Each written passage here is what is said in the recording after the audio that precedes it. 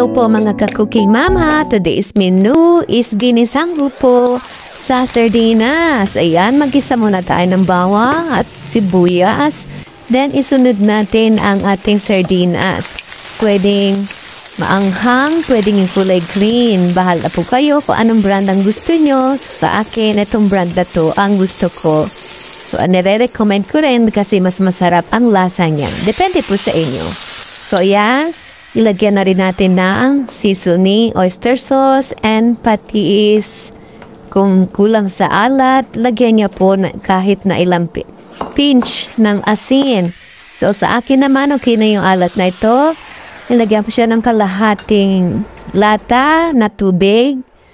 Yan, ipakulo natin. So, pagkatapos nitong makulo, ay ilagay na natin yung chinap natin na upo. Ayan. Lagay natin pa konti-konti. Huwag natin biglain. So, yan. Ihalo-haluin. Pa-incorporate.